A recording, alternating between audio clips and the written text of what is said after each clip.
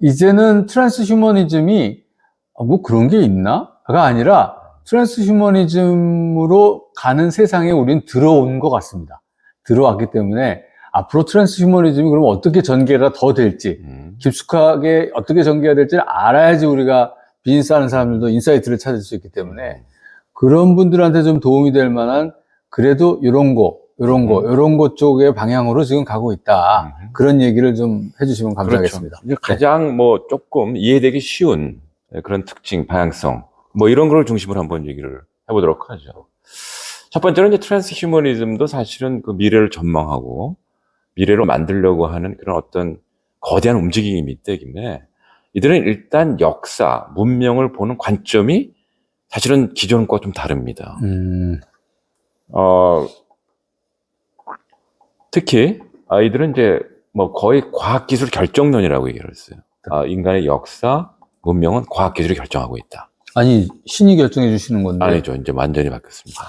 근데 사실은 이제 근대 계몽주의가 그러한 관점에서 역사를 바라보고 있거든요. 근데 그걸 이 사람들은 이제 이성이라는 걸 응용 이성이다 이렇게 보고 있어요. 과학기술을 근대 계몽주의는 이제 이성을 중심으로 해서 역사를 파악했었는데 이 사람들은 과학기술을 중심으로 해가지고 과학기술이 역사의 발전을 결정한다라고 보고 있고 과학기술을 응용 이성이다 이렇게 보고 있습니다. 그다음에 두 번째로는 역시 이제 과학기술적인 관점에서 역사를 분석하다 보니까 그 과학기술이 어떻게 발전하고 있는가 그 양상을 이 사람들이 조금 더 양적인 방식으로 관찰을 하면서 이제 나름대로 법칙을 도출해내고 있거든요. 첫 번째로 이제 이 사람들이 가지고 있는 특징을 특히 역사가 전개되는 양상의 관점에서 보면은 이 과학기술의 발전이 거듭 제곱 속도로 발전한다는 거죠. 지수함수로. 네, 지수함수로. 네. 조금 어려운 말로는 지수함수, 일반인들이 알아듣기 쉬운 말로는 거듭 제곱, 더 알아듣기 쉬운 말로는 가속 발전. 가속 발전. 예, 예. 이게 굉장히 중요한 겁니다. 그러니까 뭐 원어로는 exponential growth라고 얘기를 하는데 그런데 이게 재밌어요. 이 가속 발전을 그래프로 그리면 어떻게 됩니까? 어떻게 되죠? 포물선 이렇게 되는 거잖아요. 이차 함수가 되죠. X제곱. 예, 예. 이차 함수가 되니까 이 사람들은 이제 과학기술의 발전을 적어도 1900년대 초부터 지금까지를 이렇게 과학기술의 발전을 통계학적으로 분석을 해보니까 이게 이차 함수의 발전 속도를 보인단 말이죠. 그럼 이차 함수는 어떻게 되냐면 어떻게 되죠? 가다 보면 점점 수직에 가까워지게 올라가잖아요. 맞아요. 네. 그러니까 이차 함수 그래프를 딱 그려보면 어느 시점에서 수직에 가까운 상승이 나타나는 그 지점을 이 사람들이 수학적인 개념을 빌려가지고 특이점이라고 부르는 거예요. 그걸 영어로 이제 singularity라고 그러죠. 네, 네. 이게 굉장히 중요합니다. 네, 네. 네. 그러니까 첫 번째, 역사는 과학기술이 결정한다. 두 번째는 근대 이후에 과학기술의 발전 양상은 뭐 지수함수, 쉽게는 가속 발전이다.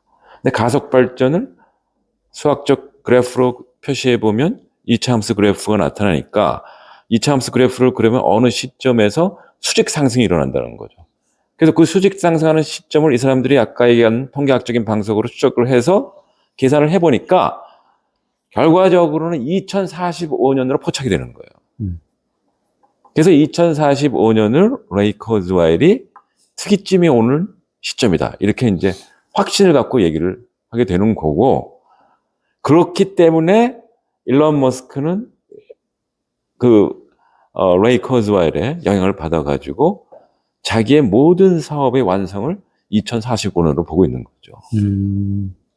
사실 왜 2045년인가 했어요. 네. 그리고 왜 2045년이지? 우리나라에서도 그 미래 과학기술에 대해서 예측을 정부가 하는데 왜 2045년을 저렇게 특이점으로 잡았을까? 그냥 점쳐서 나온 게 아닙니다, 이게.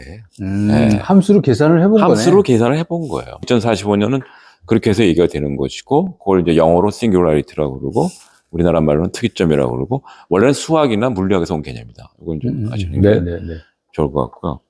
말씀드릴 것은 융합이라는 개념입니다.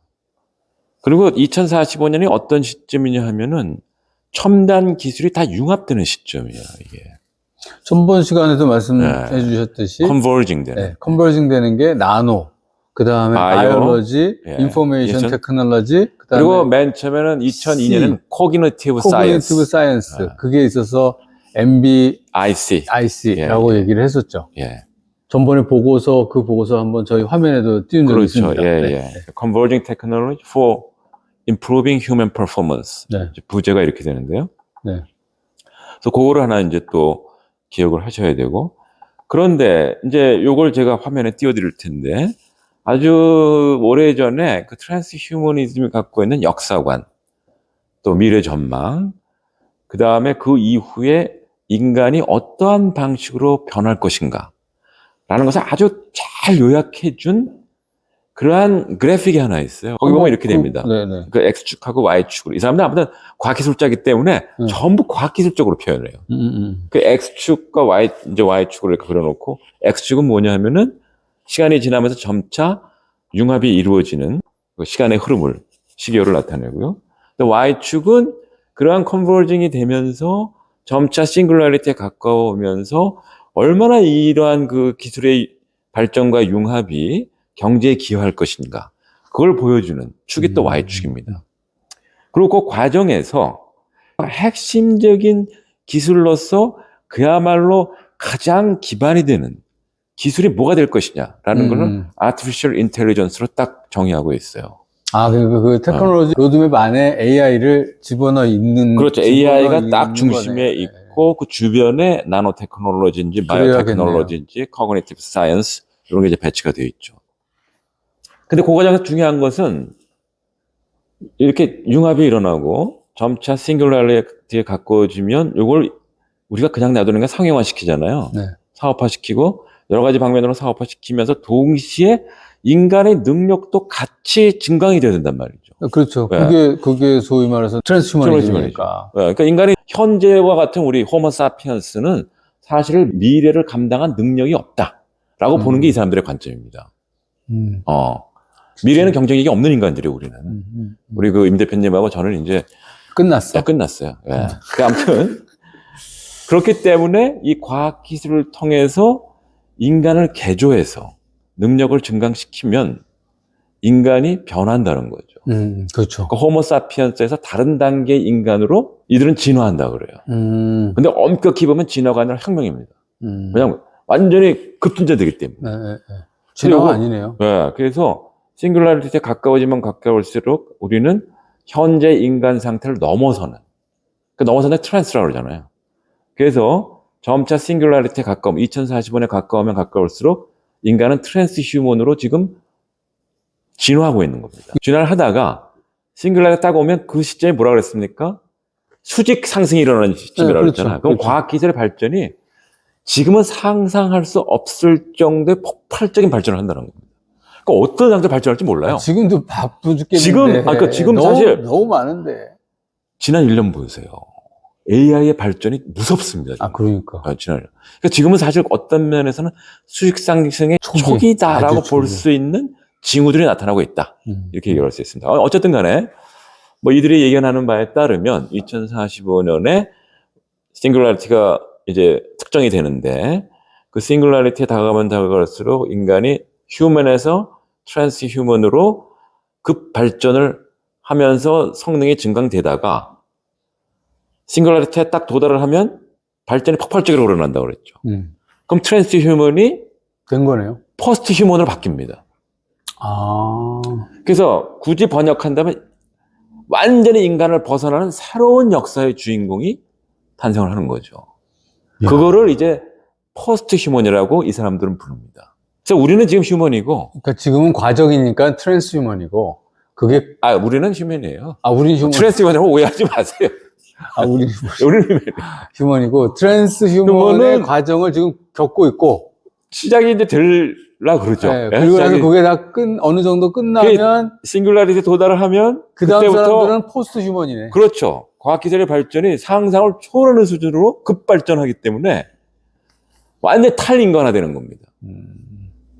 그래서 그들을 이제 퍼스트휴먼이라고 부르는데 그게 두 가지 특징이고, 그 다음에 아주 황당한 얘기를 하면 그럼 퍼스트휴먼은 지금 현재 휴먼하고 결정적으로 뭐가 다르냐? 어마어마하게 경쟁력과 성능이 증강돼 있으면서 동시에 죽지 않는다. 아, 인간이 불멸의 욕망이 네. 진시황 때부터 있었기 때문에 네. 제가 그래서 얼마 전에 또 바로 칼럼을 썼습니다만 그게 진시황이 살아난다. 이제는 그 시대네요. 그렇게 하고 있죠. 그 진시황은 망상에 사로잡혔지만 이들이 볼 때는 그게 가능하다라고 보는 기술이 만들어낸 거네요. 그렇죠. 기술이 만들어내서 인간을 개조하기 시작해서 인간의 신체 기관을 다 인공기관으로 바꾸면, 에? 우리가 사실 이 사람들이 볼 때 죽음이라고 하는 건 말이죠. 인간이 갖고 있는 신체 기관이 기능을 상실해가는 과정입니다. 그런데 과학기술을 통해서 인간이 갖고 있는 신체 기관을 계속 기능을 연장을 시키던가 아니면 인공기관으로 완전히 대체시키게 되면 어떻게 됩니까? 계속 사는 거죠. 예. 그래서 2045년 이후에 우리는 레이 쿼드라는 그러죠. 이터널 라이프를 산다. 그 말을 받아가지고 유발 하라리가 그렇죠. 괜히 라틴어로 썼어요. 히브리 대학 교수잖아요. 그러니까 네. 호모 데우스라고 신이 된 인간. 아. 그래서 책을 또 엄청나게 막말로 팔았죠. 예. 아, 뭐 막말도 아니에요. 아, 그래서 호모데우스가 이제 등장을 하는 거네. 그러니까 호모데우스는 사실은 레이 쿼드를 이미 했는 얘기예요. 이렇게 멋있게. 레이 쿼드는 라틴어를 모르니까 그냥 이터널 라이프 이렇게 얘기를 했고 유발 하라리는 라틴어를 배웠으니까 이제 호모데우스 이렇게 얘기를 한 거죠. 중국에서는 뭐 다른 게 또 하나 나올 수 있겠네. 그렇죠. 얼마든지. 아, 그래서 그러면 그런 얘기들이 이렇게 전개가 되는 거네요. 그렇죠. 중요한 것은 이겁니다. 그런데 이걸 이제 우리가 뭐라 그러냐 하면은 정말 인간 능력을 혁명적으로 증강시키는 거라고 얘기를 하고 그리고 혁명적으로 증강시키다 보면 우리가 불멸의 상태에 이르게 된다. 호모데우스가 된다. 이렇게 얘기를 하잖아요.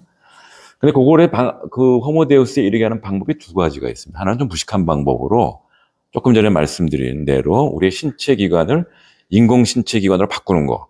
그러니까 심장도 인공 심장, 신장도 인공 신장, 뭐 위도 인공 위장 이렇게 바꾸는 방법도 있고. 근데 무식한 방법이에요. 진짜는 뭐냐면 뇌과학과 뇌공학이 발전을 하면 현재로는 좀 불가능하지만 인간의 뇌를 사실상 연구를 해보니까 아주 간략하게 얘기를 하면 뉴런들이 사실은 이제 서로 시냅스를 통해 가지고 뭔가를 교환하는데 궁극적으로 알고 봤더니 이게 전기 신호란 말이에요. 그렇죠. 네. 그걸 완벽하게 파악할 수 있다면 어떤 사람이 뇌를 어떻게 작동시키는가 그 기본 원리를 파악할 수 있다는 거죠. 그럼 그거를 컴퓨터로 시뮬레이션 해낼 수 있다는 거죠. 네, 맞아요. 그런 거 프로그램으로 만들 수 있다는 거죠. 그러면 이 사람을 그 뇌의 작동 방식을 컴퓨터 프로그램을 그걸 이뮬레이션이라고 그러지 않습니까?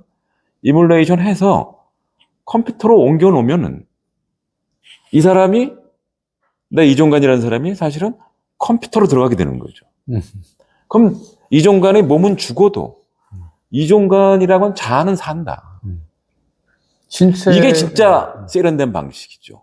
무식하게 신체 기관을 바꾸는 것보다 뭐 그런 걸 이제 마인드 업로드 라고 얘기를 하고 근데 여기 지금은 황당한 얘기인데요. 일단은 두 가지 점에서 사회적 영향, 문화적인 영향이 있습니다. 첫 번째 대중문화적으로 영향력이 있어서 그 영화를 만드는데 영화의 소재로 사용이 되고 맞아. 있고요. 요새 그거 엄청 영화 많아졌어요. 그렇죠. 그다음에 이제 그 신체 기관을 기계와 합체시키는 거, 그건 또 순수 예술에서도 지금 막 시도가 되고 있어요. 그 자기의 몸은 사실상 우리는 이제 일반적으로 우리의 몸은 숙명적으로 갖고 태어났다 이렇게 생각을 하는데, 그럼요. 네, 그렇죠. 어떻게 조상한테 받은 그렇죠. 머리카락 하나라도 함부로 할 수 없는 그렇죠. 게 옛날 우리 휴맨들의 생각이잖아요. 조선시대의 생각인데. 전 지금도 그렇게 생각하고 있어요. 그런데 지금 봤더니 뭐 의학적으로 어느 정도 우리가 신체를 개조하는 것도 가능하고 뭐 성형수술 같은 걸 통해 가지고 이제는 기계를 통해 가지고 기계와 인간의 신체를 합체시킴으로써 몸을 변형시킬 수 있단 말이죠. 그걸 이제 예술 작품으로 표현하는 사람들이 있습니다. 이 사람들은 이제 포스트 휴먼 아티스트 이렇게 부르는데 그런 방향에서 영향도 있고요. 또 결정적으로 비즈니스에서는 지금 일론 머스크가 하고 있죠. 맞아요. 일론 머스크의 뉴럴링크가 바로 이 아이디어를 받아가지고 사실은 아무도 황당무계하다고 별로 적극적으로 하지 않은 것을 지금 본격적으로 네, 하고 있어요. 하고 있는 거죠. 자, 그런 측면이 있고요. 그래서 이제 그것도 한번 우리가 생각을 해봐야 되고, 그래서 2020년 CNBC, CNBS인가요? 미국의 뭐죠? 왜 기억력이 안 좋아져가지고. CNN 말고 CNBC. CNBC인가요? 2021년에 이 소위 그 인간 불면 프로젝트에 얼마나 그 실리콘밸리 갑부들이 관심을 갖고 있는가에 대해서 보도를 한 적이 있고요. 그 대표적인 인물로 뭐 일론 머스크도 물론이고 그 아마존의 그 창립자인 제프 베이조스도 굉장히 관심을 갖고 있다. 그리고 이쪽으로 많이 펀딩이 되고 있다. 이런 걸 보도한 적이 있습니다. 네. 그러니까 뭘 많이 가지면요. 불멸이 되고 싶을 것 그렇죠. 같습니다. 네. 그러니까 지금 소위 그걸 가팜이라고 그러잖아요. 구글, 아마존, 그렇죠. 그다음에 뭐 페이스북, 그다음에 뭐 애플, 그다음에 M이 뭐였더라? 마이크로소프트. 그래서 가팜들의 그 부자들이, 그 기업가들, 그 거인들이 전부 다 이제 불멸에 관심을 갖는 거죠. 네. 그런데 그것이 나오는 또 좋은 이펙트도 있어요. 부수 효과들이 있는데 이런 걸 의학적으로 활용하면 불멸까지는 안 가더라도 의학적으로 활용하면은 제한적인 범위에서 뭐 예를 들어 장애 문제라든지 이런 걸 치료할 수 지금 있는 일론 머스크가 주장하고 한편으로는 그런 거죠. 근데 이제 사실상 트랜스휴머니들이 갖고 있는 궁극적인 어떤 전망은 인간을 완전히 바꾸겠다는 겁니다. 예. 근데 물론 이제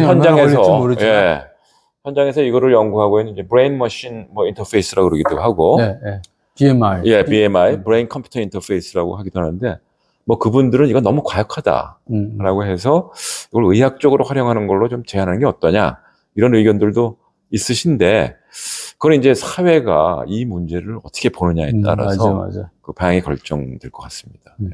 결과적으로 그 미래에 대한 이야기를 할 적에 공급자들이 생각하는 거하고 사회에서 과학기술자들이 생각하는 거하고 사회가 생각하는 거하고 서로 다른데 과학기술자들이 생각하는 방향으로만 가면은 그야말로 앞으로 얼마 있다가 이게 사람인지 이게 로봇인지 모르는 상황을 만들어진다는 거고 그 다음에 또 인간들이 우리가 사람들이 생각할 적에 야 여기까지는 좀 너무 심한 거 아니냐? 지금 뭐 AI도 여러 가지 윤리 문제나 이런 거 가지고 자꾸 막겠다 이런 거를 하는 것처럼 해서 사회와 소위 말해서 과학기술자들의 과학기술의 그 어떤 접점이 만들어지면서 그게 이제 우리의 미래가 되겠죠. 그러니까 과학기술자들이 좋은 취지를 갖고 기술을 개발을 해도 그 취지가 사회적으로 문화적으로 꼭 관철되는 게 아니에요. 그렇죠. 이 사회 문화가 어떻게 형성되느냐에 따라서 과학기술이 전혀 그 과학기술자들이 개발을 해온 취지와는 달리 완전히 다른 방향으로 발전할 수가 있습니다. 그러니까 그거를 우리가 좀 주시해 볼 필요가 있어요. 또 하나의 특징. 그래서 이제 이러한 그 트랜스휴머니스트들의 입장을 한마디로 요약한다면 엔지니어링 오브 휴먼이라고 얘기할 수 있어요. 인간의 공학화. 맞아요. 그렇네. 사실 엔지니어링 오브 휴먼과 대비되는 개념이 엔지니어링 포 휴먼이거든요. 인간을 위한 공학. 그건 나중에 이제 기회가 있으면 말씀드릴 거고요. 아무튼 이들이 갖고 있는 입장은 자기들도 모르는 사이에 인간을 공학화하는 관점이다. 라고 볼 수가 있는 거죠. 마지막으로 이제 한마디만 얘기를 한다면 이들의 입장은 속성의 공학이다. 라고 했어요. 속성의 공학이다. 모든 것을 공학을 동원해서 빨리 이룩하면 그것이 최적의 상태고 그것이 곧 유토피아로 가는 길이다. 그런 의미에서 속성의 공학이다. 이렇게 이들의 입장을 압축해 볼 수 있을 것 같고요. 그럼 속성의 공학과 대비되는 게 뭐냐? 그럼 숙성의 미학이다. 이렇게 얘기할 수 있죠.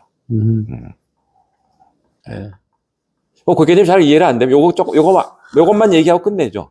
네, 속성. 그러니까 이 속성 그러면 이게 그러니까 속성이라는 게 어떤 성격을 얘기하는 것도 속성을 우리가 얘기하는 빠른 걸 얘기하는 거죠. 빠른 거. 우리나라 사람들이 우리나라 기업들이 제일 잘하는 게 빠른 속성의 공학이죠. 네, 빠른 건데. 근데 우리가 이제 3번을 생각해 볼 거는 사실은 속성의 공학과 숙성의 미학은 내가 만드는 제품이 어떤 솔루션을 가져야 되는가를 결정하는 굉장히 중요한 관점입니다, 이게. 예를 들어서 와인은 속성을 공학에 의해서 만들어질까요? 숙성의 미학에 의해서 만들어질까요? 지금은 숙성의 미학으로 우리가 밸류를 많이 주죠. 그렇죠. 네. 근데 옛날에 어땠습니까? 우리 학교 다닐 때 그 진로 아니, 포도주. 우리 학교 다닐 때가 아니고요. 형님 학교 다니실 그래. 때. 예. 좋습니다. 그때는 속성의 공학에 의해서 만들어져서 진로 맞아요, 포도주 맞아요. 같은 거. 네. 예. 근데 또 속성의 공학에 의해서 만들어야 가치를 더 인정받는 경우도 있습니다. 예. 예? 속성과 숙성이 다 필요한데 다 필요하죠. 내 제품과 내 서비스에다가는 이 속성과 숙성을 어떻게 컨비네이션화 시킬 거냐, 그렇죠. 어떻게 조화롭게 만들 어떻게 거냐. 어디에 비중을 주고 만들 것이 이거 잘 결정해야 되는데 아무튼 트랜스 휴머니스트들은 사실상 속성의 공학 일변도라고 얘기할 수가 있어요.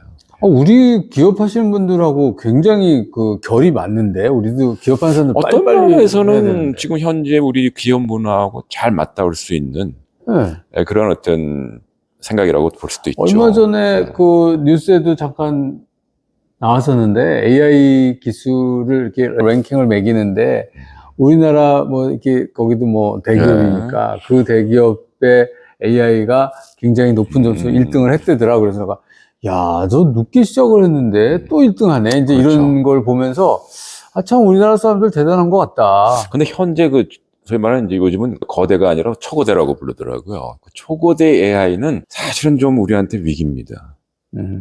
그건 나중에 이제 기회가 있으면 한번 얘기하기로 하고요. 네, 오늘은 네. 오늘은 계속 우리 트랜스 휴머니즘 여기서 끝낼 거야? 아니면 좀 더 얘기해야 돼요? 오늘 트랜스 휴머니즘의 방향성에 대해서 지금 한 아까 제가 적어보니까 4개? 5개? 뭐 5개 정도 얘기했죠. 얘기를 해주셨는데 요런 방향성을 가지고 지금 움직입니다 하는 거를